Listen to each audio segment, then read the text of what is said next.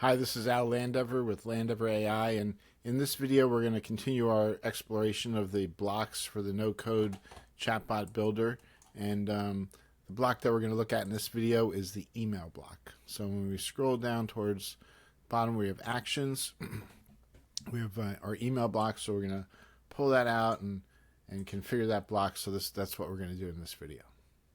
So we'll be configuring the email block in this video, and we'll show you how that all works and what's involved and some of the power that will come from using the email block as part of our no-code chatbot builder.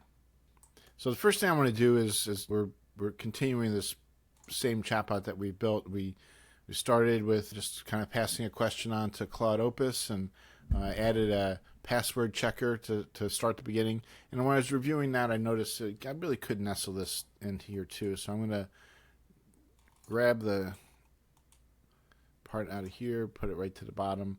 So, oh no, actually I needed to have it separate because else needs to come from here, and then that will come back into there. Okay, sorry. So this area right here just kind of checks our password. And here, this is the first part of that we built with our chatbot, and we did some nestling and when we built the chatbot, the password thing to kind of make it a little bit easier to see and manage. And I'm just going to spend a minute to clean this up real quick. So since we come from 1 and go into 2, I'm just going to grab this and nestle it right into there. So that's just going to pass straight through.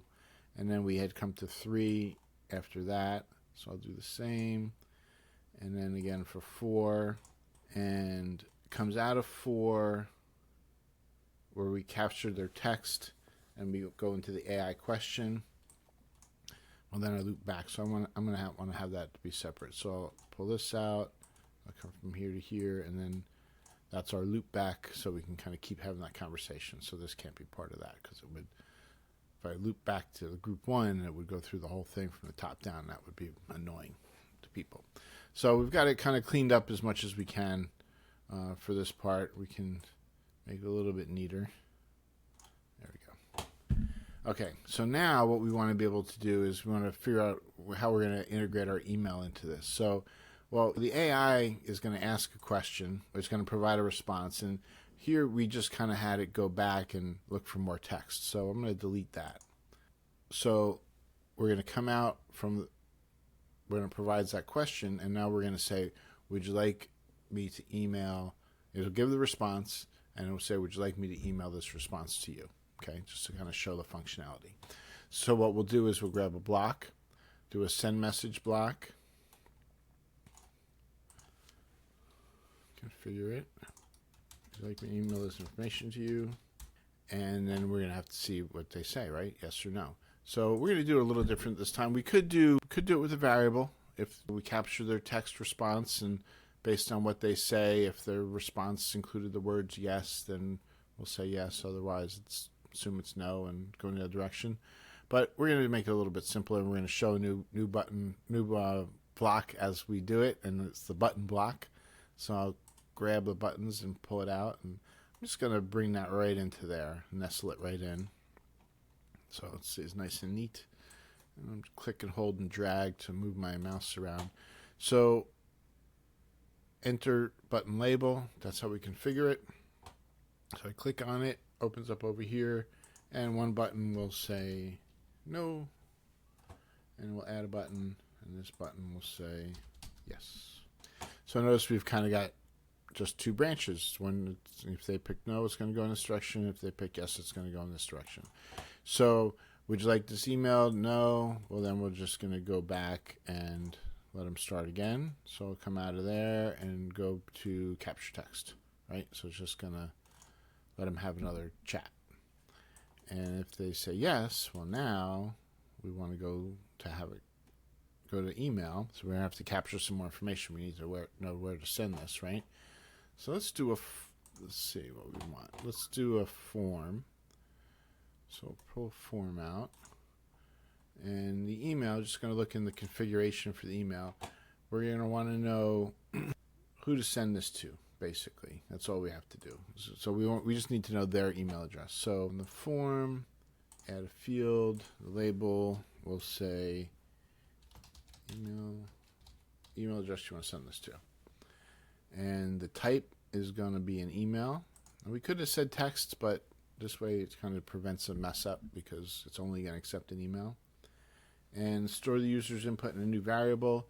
We don't really need to do that, but we could if we wanted to. So we could capture those emails. So we're going to come out of here where they said yes, they want an email. And we're going to go to this message that says, well, what's the email address you want to send it to? And we're going to capture that email. And we actually need to know what that is. So we're going to, and we already used contact email, I believe, when we did the password check. So we're going to need to add a new variable or create a variable. So we'll call this email2. Right? You can be pretty descriptive with your variables. That's a nice part about this. So there's a variable in there now called email2, and that's going to be the email that they want to send it to. So we're going to come out of here, and we go to that email block that we had grabbed from here. Went down to blocks, send email, grabbed it, dropped it, brought it onto the surface. That's where that block came from. Okay, so now let's configure this guy. So let's see what he wants to do. So we can say from name. So we'll just call it the demo chatbot. And then when they get an email, there's an option for them to reply to it. So do we want to put in a reply to email? We could, but I'm not going to. The to email, this is where we want to send it. So we're going to do our open curly bracket. And email2 was the variable that we created. And I can do a CC to somebody, just hardcore type in CC. I often put my email address in here. It's just while I'm testing, so I can see firsthand real quick usage. To the subject, and this would be what the AI said. And then the message that we're going to type in here, well, we need to provide them with that variable. So let's just save this for a second. We'll come back to this. Because if you remember, this is where our AI was. So it gives a response. And what we can do is we can store that response in a new variable. So we're going to do that. We're going to call this variable AI response. So whatever the AI says to them in response to their question, it's also going to be stored in that variable called AI response.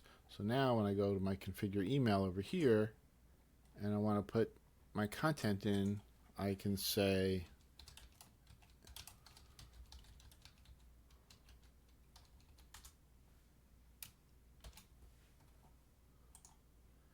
AI response was, and then that variable AI response, so the body of the email will say that.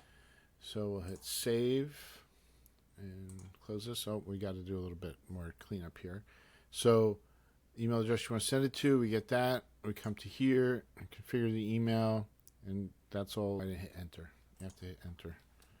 Email2. When you hit enter, it goes here. Then you've actually put it in place. So now it's configured. So once it sends that email, what's going to happen? Well, let's just go back to this top and let them start a new chat. They can always quit if they want. So save, preview bot. What's the password?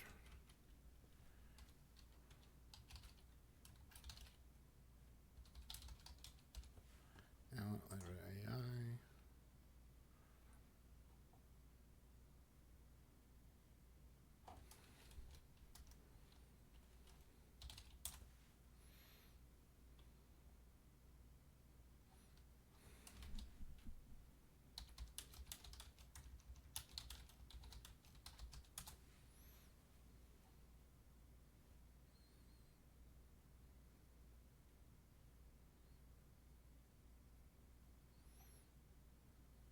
So now it's giving me another good answer. You'll notice it's never going to give the same answer exactly the same way. It's impossible to do it. But they're all good answers so far. I mean, and this is without any real tweaking. So would you like me to add this information? Notice we have buttons. Remember we put the buttons in right here. That's what that looks like when it's implemented.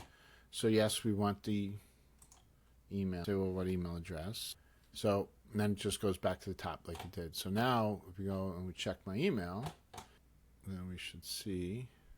So now we go to check my email, and we got the email, and the subject line is what the AI said, and there's the content of it.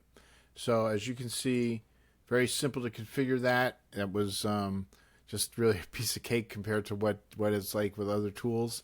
So that's how we can integrate email into our no-code chatbot builder workflow very simply and very powerful. Thanks.